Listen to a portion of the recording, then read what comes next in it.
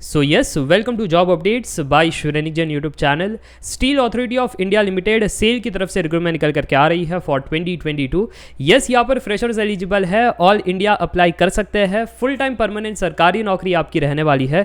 In total 325 vacancy निकाली गई है, जहाँ पर सीटीसी प्रोवाइड कर रहे हैं 72,083 रुपीज़ पर मंथ, यानी ग्रॉस सीटीसी आप एक्सपेक्ट कर सकते हो 8.65 lakh per annum. This is without HRA and allowances. ठीक है, तो वो डिपेंड किया जाएगा। अगर आपको एचआरए अलाउंसेस नहीं मिल रहा है थ्रू कंपनी तो अलग से वो आपको प्रोवाइड कर देंगे, कोई दिक्कत वाली बात नहीं है। बट देखो यार, इंपॉर्टेंट पॉइंट्स पहले बता देता हूं ताकि आपका समय वेस्ट ना हो। सबसे पहले यहां पर B.Tech in any branch apply कर सकते हैं, बट वहां पर 2 साल का एक्सपीरियंस चाहिए। ओडिया लैंग्वेज भी कंपलसरी है, डिप्लोमा और पीजी इन इंडस्ट्रियल सेफ्टी भी कंपलसरी है। ठीक है, वही अगर बात करें डिप्लोमा आईटीआई वालों के लिए तो फ्रेशर्स अप्लाई कर सकते हैं, एनी ब्रांच अप्लाई कर सकते हैं। स्पेसिफिक ब्रांचेस वालों के लिए भी अलग से वैकेंसी निकाली गई है। तो अगर आप इंटरेस्टेड हो, फिट होते हो ये क्राइटेरियाज में, तो पूरा वीडियो देखना, नहीं तो यहाँ पर वीडियो को छोड़ सकते हो। और अगर वीडियो को छोड़ रहे हो जरूर से इस वीडियो को लाइक कर देना ताकि उन स्टूडेंट्स तक पहुंच सके जो इंटरेस्टेड है और एलिजिबल भी है। तो चलिए यार, अब डिटेल में बात करते हैं। जैसे आप यहाँ पर देख सकते हो, Rourkela steel plant RSP which is the unit of SAIL, उनके तरफ से ये रिक्रूटमेंट आ रही है। वैसे सेल एक महारत्न पीएससी कंपनी है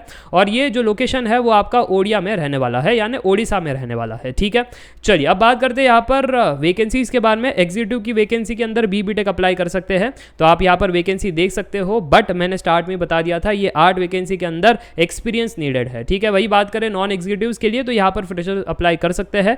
ठीक है, तो यहाँ पर कोई दिक्कत वाली बात नहीं। आप देख सकते हो ऑपरेटर कम टेक्नीशियन, यहाँ पर डिप्लोमा अप्लाई कर सकते हैं। सभी कुछ डिटेल में बात करेंगे जब हम बात करेंगे एजुकेशनल क्वालिफिकेशन के बारे में। तो चलिए यार, अब बात करते हैं एलिजिबिलिटी क्राइटेरिया के बारे में। जैसे आप यहाँ पर देख सकते हो, सेफ्टी मैनेजर के अंदर मिनिमम एज 18 मैक्सिमम 30 ईयर्स कहा गया है। बी.टेक एनी ब्रांच अप्लाई कर सकते हैं। प्रैक्टिकल एक्सपीरियंस चाहिए 2 साल का after acquiring the degree in engineering. साथ ही साथ यहाँ पर पीजी डिग्री और डिप्लोमा इन इंडस्ट्रियल सेफ्टी होना चाहिए। साथ ही साथ नॉलेज ऑफ ओडिया लैंग्वेज भी होना चाहिए। स्पीक, रीड एंड राइट सिर्फ इसी के लिए है, बाकी डिप्लोमा वालों के लिए नेसेसरी नहीं है, तो आप टेंशन मत लेना। ठीक है, इंजीनियर्स वालों को टेंशन लेना है। ठीक है, अच्छा बात करते हैं यहाँ पर मिनिमम क्वालिफाइंग मार्क्स के बारे में। तो अनरिजर्व्ड ओबीसी ईडब्ल्यूएस पोस्ट के लिए 65% है, वही एससी डिपार्टमेंटल कैंडिडेट्स के लिए 55% है। बात करते हैं यहाँ पर डिप्लोमा स्टूडेंट्स के लिए, तो ऑपरेटर टेक्नीशियन आप यहाँ पर देखना 18 ईयर्स मिनिमम है, मैक्सिमम 30 ईयर्स कहा गया है। बट यहाँ पर diploma in any branch apply कर सकते हैं, बट एक क्राइटेरिया है कि first class boiler attendant certificate of competency आपके पास होना चाहिए। तो ये नेसेसरी है, तब आप अप्लाई कर पाओगे, और अगर ये नहीं है तब आप अप्लाई नहीं कर सकते हो। नेक्स्ट है माइनिंग फोरमैन के लिए, तो यहाँ पर मिनिमम 18 मैक्सिमम 28 ईयर्स कहा गया है। डिप्लोमा होना चाहिए in mining from the government recognised institute with valid mines foreman certificate of competency from DGMS under MMR 1961।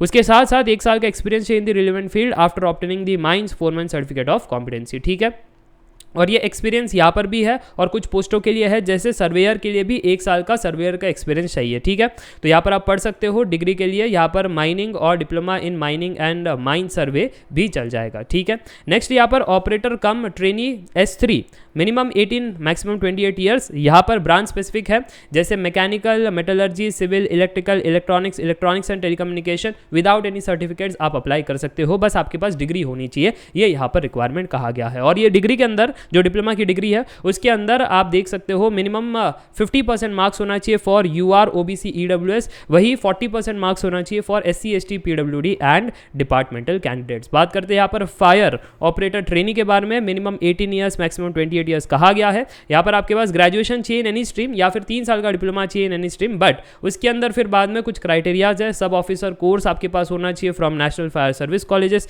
Nagpur, या फिर graduateship examination of the institute of fire engineer. साथ ही साथ valid driving licence for the heavy motor vehicle भी आपके पास होना चाहिए। ठीक है, वही नेक्स्ट वैकेंसी भी है जहां पर आप देख सकते हो, फिर आईटीआई वालों के लिए भी वैकेंसी है। तो ये सारी वैकेंसी यहाँ पर आप पढ़ सकते हो। पीडीएफ की लिंक्स मैं डिस्क्रिप्शन बॉक्स में दी है, तो आईटीआई वाले अपने आप से पढ़ सकते हैं। बात करते हैं यहाँ पर क्या फाइनल ईयर एलिजिबल है। अगर आपके पास डिग्री एंड एक्सपीरियंस आ चुका है, मतलब जहाँ पर डिग्री चाहिए वहाँ पर डिग्री, जहाँ पर डिग्री प्लस एक्सपीरियंस चाहिए, अगर वो 30 सितंबर के पहले आ गया है तब आप अप्लाई कर सकते हो। अगर उसके बाद आ रहा है तो फिर आप अप्लाई नहीं कर पाओगे। ठीक है, बात करते हैं सैलरी के बारे में, तो असिस्टेंट मैनेजर सेफ्टी की अच्छी सैलरी है 14.7 लाख पर एनम, क्योंकि 2 साल का एक्सपीरियंस है। बट वही अगर बात करें डिप्लोमा के लिए तो उनके लिए भी खराब नहीं है, 8.65 lakh excluding location based allowances, category specific allowances, तो ये काफ़ी अच्छा है। मतलब अगर अलावेंसेस और बाकी चीज़ें ऐड करें तो CTC और भी बढ़ जाती है, ठीक है।